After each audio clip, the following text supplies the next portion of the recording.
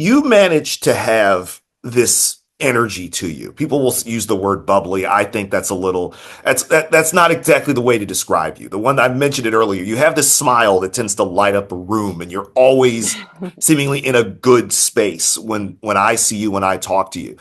I know it's not always the case because as I jokingly like to say, I laugh to keep from choking a motherfucker, basically. But it's like I have to do what I got to do sometimes.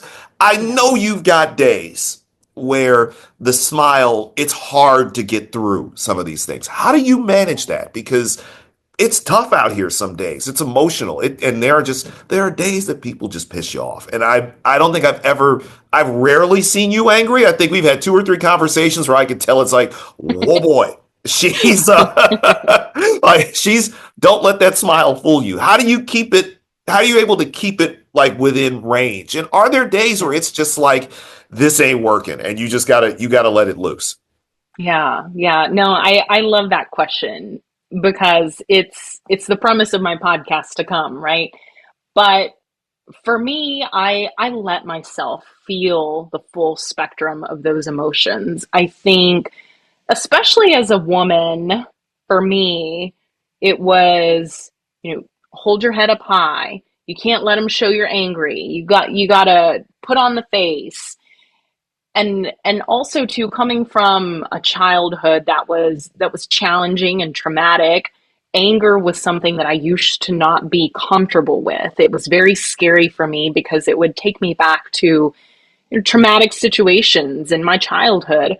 But luckily, therapy has helped me get through that, but also this emotional healing journey that I've been on. I've had emotional health coaches myself that have taught me these are the ways that you can handle anger in a positive way. One of the things that I always tell my students when, my coaching students is if somebody made you upset at work or whatever it was, write a fuck you letter. Like, don't send it, but get it out on paper. Like, fuck you for making me feel this way.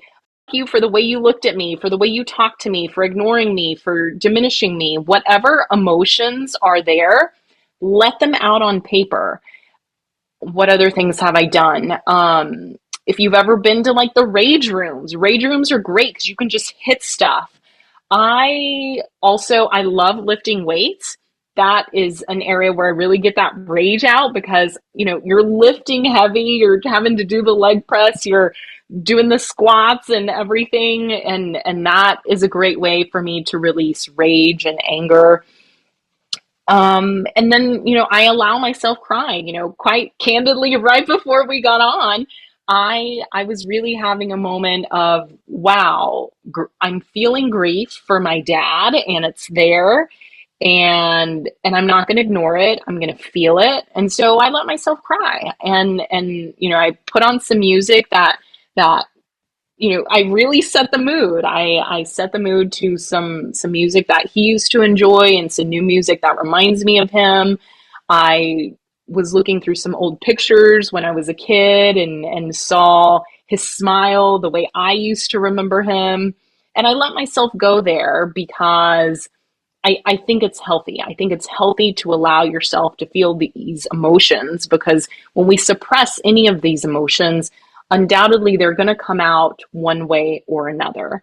And that's when it starts to, I believe, get dangerous because you never know how they will come out. A repressed emotion could come out as anger, a repressed emotion could come out as a traumatic response to something and it's important to allow yourself to feel that. I hang on really tight to my community, my chosen family, my chosen people, the people who I love, who I know I can call and say, you know what, living in Texas fucking sucks right now, and they're like, yes, and they let me get it out and then they're like, okay, so can we come visit? I'm like, yes, come on, whatever the situation might be. Or they'll be like, okay, book a flight to Atlanta or book a flight to Florida, or I'll see you in LA. And I'm so grateful that I've been able to foster those relationships. And then the last way, is doing yoga. And I always say people always think about yoga as you have to be bendy and twisty and do all the things. And yeah, that's an aspect of yoga. But yoga really is the journey of yourself through yourself. So journaling is yoga. Going to a dance class, that's yoga. Meeting a friend for coffee and just talking about life, that is yoga.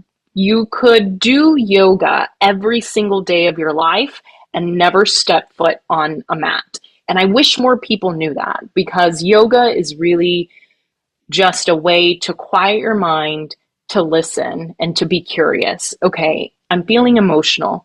Why am I feeling emotional? Is it sadness? Is it grief? Is it embarrassment? Is it frustration? And really identifying what emotion is it that you're feeling. The same with joy. People aren't always happy. And I feel like a lot of folks say, "Oh, but you have to be happy in life. That's your goal." Happiness isn't always going to be there, but there might be joy, there might be contentment, there might be gratitude, and being well versed. There, I keep going like this because you can just Google it. It's the emotions wheel, and there's so many aspects of what different emotions can be. I think that's something that all of us in our culture now as Americans in 2025, I think that's something that we could be more well versed in. And what is the full range of emotions that you feel? And for me, I had to learn to stop trying to always attach myself to this feeling of happiness. Like, I'm not happy, my life is terrible, right? But sometimes it's not always happy, like you said. Sometimes it's just I'm content, and that is right where I need to be right now. And that holding on to the variety of things that are available to us in this human experience, I think just makes it even more richer.